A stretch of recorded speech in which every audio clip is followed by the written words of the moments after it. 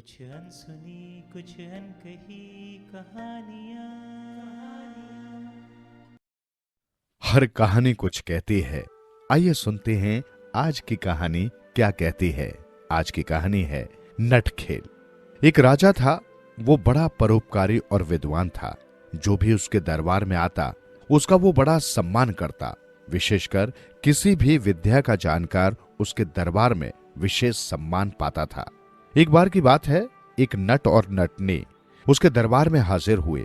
नट ने अपनी विद्या का बखान किया तो राजा ने उसे अपना खेल दिखाने की इजाजत दे दी।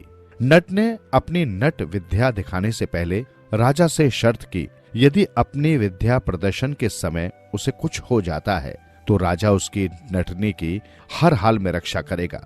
नटनी बहुत ही रूपवती थी, अतः ऐसा न हो राजा उसे अपनी रानी बनाने की कोशिश करे। राजा ने उसकी शर्त मान ली और अपना खेल दिखाने को कहा। नट ने अपना खेल आरंभ किया। वो डमरू बजाने लगा। डमरू बजाते बजाते वो धरती से उठने लगा। सभी हैरान हो रहे थे। धरती से उठता उठता वो आसमान में जा पहुंचा और देखते ही देखते गायब हो गया।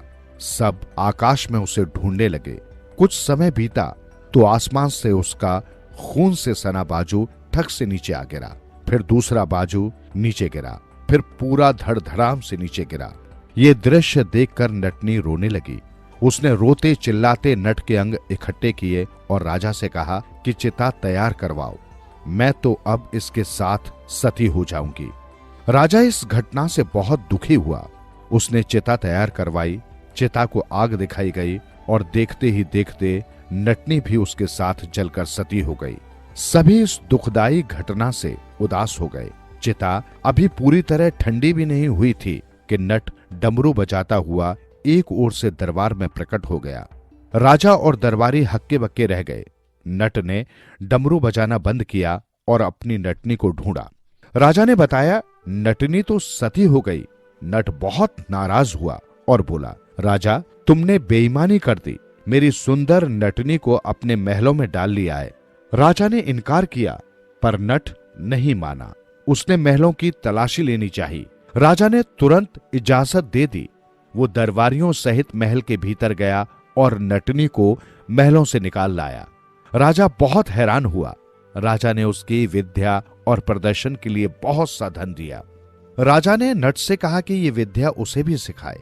नट ने कहा, ये विद्या मैं किसी को नहीं सिखा सकता। मेरे गुरु ने इसकी इजाजत मुझे नहीं दी है। अगर आप चाहते हैं तो मेरे गुरु के पास जाइए। वो पहाड़ों में रहते हैं।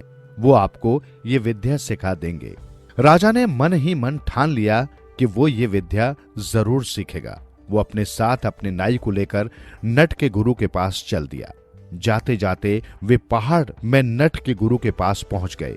राजा ने गुरु को प्रणाम किया और गुरु से विद्या सीखने की इच्छा जाहिर की। गुरु विद्या सिखाने को राजी हो गया। गुरु ने मंत्र की गोपनीयता रखने के लिए राजा को रात को मंत्र सिखाने की योजना बनाई। जब नाई रात को सो जाता, गुरु राजा को विद्या सिखाता। नाई तो बहुत चालाक था। वो सोने का बहाना करके पड़ा रहता और साथ साथ मंत्र कंठस्थ करता जाता। गुरु ने राजा को पूरी विद्या सिखा दी। गुरु दक्षिणा देकर राजा और नाई वापस चल दिए। नाई के मन में बेईमानी आ गई। मंत्र भी सीखा और रहे नाई के नाई तो क्या फायदा। उसने राजा को कहा, आपने मंत्र तो सीख लिया, इसकी परीक्षा भी तो करनी चाहिए। क्या पता कुछ कमी रह गई हो। राजा ने भी सोचा, परीक्षा तो करनी ही चाहिए। राजा लोग हथियार तो हमेशा साथ ही रखते थे। राजा ने बंदूक निकाली और डाल पर बैठा तोता मार गिराया। तोता मर गया तो राजा ने अपने शरीर से आत्मा निकाली और तोते के शरीर में डाल दी। तोता पुनः जी उठा। नाई ने मौका देख तुरंत मंत्र पढ़ा और अपनी आत्मा राजा के शरीर में डाल दी। राजा का शरीर भी जी उठा।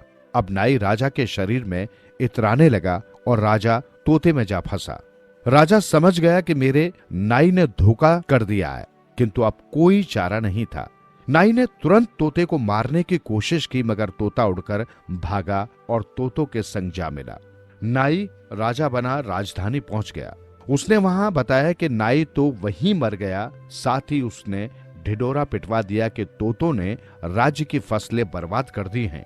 इन्हें मार गिराओ। जो एक तोता मार कर लाएगा उसे 3 रुपए इनाम मिलेगा, जो जिंदा तोता लाएगा उसे 5 रुपए मिलेंगे। लोग रोज तोते मारकर या जिंदा पकड़कर राजा के पास लाने लगे।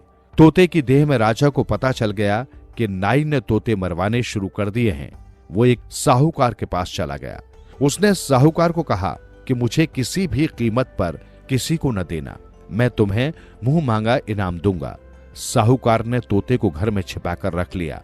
उसने साहूकार की फसल बिजाई कराई, घर की राख खेतों में बिछवा दी। कुछ दिनों बाद मानसरोवर से हंस आए। उन्होंने राख से दाने खा लिए और मोती उगल दिए। अब तोते ने साहूकार को कहा कि अब इस राख को धुलवा दो। साहूकार ने राख धुलवाई तो उसे मोती मिलने लगे। साहूकार का घर मोतियों से भर गया। उधर राजा मदमस्त हो गया। उसने सोचा क्यों न मैं किसी राजकुमारी से विवाह कर लूं। तोते को भी पता चल गया कि राजा बना नाई अब विवाह की सोच रहा है। उसने साहूकार को कहा, तू मुझे एक राजा के पास बेच दे और उसे समझा दे कि तोता कितने काम का है। साहूकार ने तोता के कहे अनुसार उस राजा को बेच दिया जो नाई का ससुर बनने वाला था। तोता उस राजा के पास पहुंचा, राजकुमारी को पढ़ाने लगा। राजा और राजकुमारी बहुत प्रसन्न हुए। तोता ने राजकुमारी को कई विद्याएं पढ़ाई। राजकुमारी का विवाह नजदीक आने लगा। वो एक अच्छी बहू, एक अच्छी मां बनने का ज्ञान तोते से सीखने लगी। जैसे जैसे विवाह की घड़ियां करीब आती गई, तोते ने अपना प्रभाव बढ़ाना शुरू कर दिया। राजकुमारी इतनी प्रभावित हो गई कि तोते के परामर्श के बिना कोई काम नहीं करती। आखिर विवाह का दिन आ गया। नाई राजा बनकर बड़ी धूमधाम से बारात ले आया। बारातियों का खूब आदर सत्कार किया गया। नाई के तो ठाठ ही निराले थे। विवाह के दिन तोते ने राजकुमारी के कान में कुछ बातें समझाई और उन पर चलने को कहा। विवाह की सभी रस्में पूरी हुई। जब लगनों का समय आया तब राजकुमारी ने तोते द्वारा समझाई बातों के अनुसार कहा, लगन तो कर लूंगी, किंतु एक शर्त है जो पूरी करनी होगी। मेरे पास एक बकरा है, पहले इस बकरे को मारना होगा, फिर जिंदा करना होगा। यदि राजा ये काम कर सके तो मैं विवाह करूंगी। नाई राजा ने खुश होकर कहा, शर्त मंजूर है। राजकुमारी ने बकरा मंगवाया। राजा ने स्वयं बकरे को गला घोटकर मार दिया।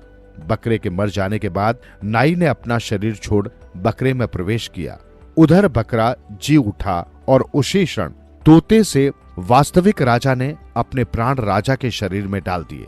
नाई भी तुरंत समझ गया, किंतु अब बकरे का शरीर मिल चुका था। विवाह के बाद वो बकरा भी दहेज में दे दिया गया।